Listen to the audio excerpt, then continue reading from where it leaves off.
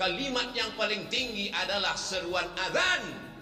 Binatang yang paling rendah, paling hina, paling kotor, paling najis adalah anjing. Lalu bagaimana mungkin bisa tersilap dan tersalah mengumpamakan azan dengan anjing? Maka sesuatu yang tidak mungkin masuk di akal manusia.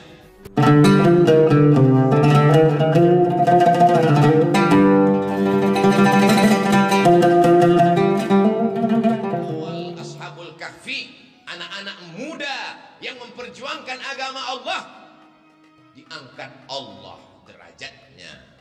Begitulah Allah Subhanahu wa ta'ala memberikan permisalan, contoh dan perumpamaan. Pemilihan itu bukan akal manusia, bukan kata-kata Nabi Muhammad sallallahu alaihi wasallam.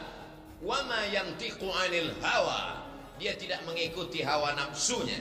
In huwa illa wahyun yuha, melainkan wahyu dari Allah Subhanahu wa ta'ala. Dimanapun umat Islam sampai, maka yang pertama kalimat keluar dari mulutnya adalah Allahu Akbar, Allahu Akbar.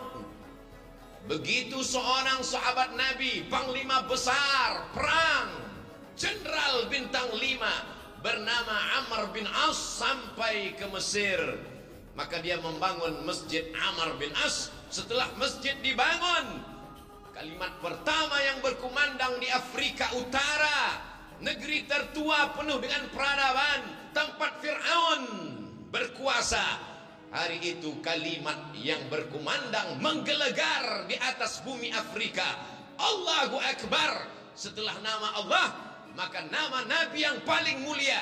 Tidak ada alam semesta kalau tidak ada dia, tidak ada surga, tidak ada aras kalau bukan karena dia. Maka kalimat yang paling tinggi setelah Allah, asyhadu anna Muhammadan Rasulullah. Tidak ada yang lebih hebat daripada itu. Kalimat yang paling tinggi adalah seruan azan. Binatang yang paling rendah, paling hina, paling kotor, paling najis adalah anjing. Lalu bagaimana mungkin bisa tersilap dan tersalah mengumpamakan azan dengan anjing? Maka sesuatu yang tidak mungkin masuk di akal manusia. Itulah mengapa sebelum melangkah kaki kita katakan Bismillahi tawakkaltu 'alallah, la haula wala quwata illa billah. Dari bumi Lancang Kuning aku akan pergi ke bumi Pasundan. Aku akan menemui saudara-saudaraku sebangsa setanah air. Kulangkahkan kakiku atas namamu ya Allah. Yang akan kusampaikan adalah kalammu ya Allah. Yang akan kuceritakan adalah sabda Rasulmu ya Allah. Jangan sampai aku salah ucap, salah kata.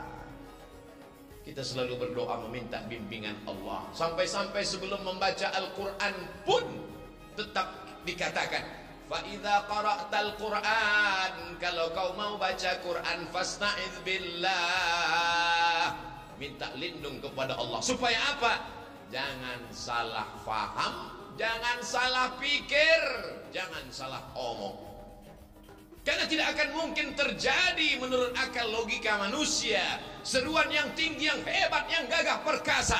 Ketika anak manusia lahir, pertama kali matanya melihat dunia, yang dibisikkan ayahnya pertama kali ke telinganya adalah asyhadu an la ilaha illallah. Dan di saat ayah akan mati, meregang nyawa, tatapan yang terakhir dia lihat adalah tatapan anak lelakinya yang dulu menatapnya pertama kali lahir ke dunia. Suara yang ingin dia dengarkan adalah suara anak lelakinya yang dulu dia azankan saat lahir ke dunia. Maka kalimat yang dia bisikkan ke telinga ayahnya adalah la ilaha illallah. Itulah mengapa kita rindu pada kalimat itu. Kemanapun kita pergi, ke Amerika, ke Eropa, ke Australia, kita akan melihat jam dan akan bertanya, mengapa azan belum berkumandang? Mana kalimat-kalimat itu? Sampai masanya nanti kau akan terbujur kaku di ruang ICU. Di saat itu anak menantu sibuk dengan dunianya. Kau sendirian di dalam tempat yang sepi, di tengah keramaian. Dunia masih hiruk pikuk.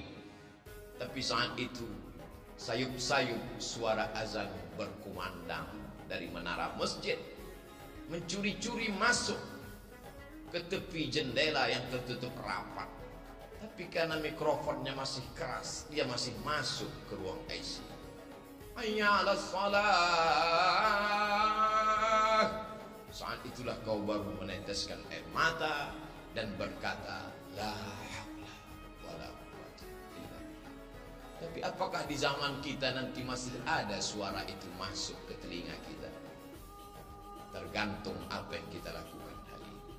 Barakallahu li wa lakum fil Qur'anil 'azim wa nafa'ani wa iyyakum bima fihi minal ayati wa dzikril hakim. Wa taqabbala minni wa minkum tilawatahu. Innahu huwal ghafurur rahim.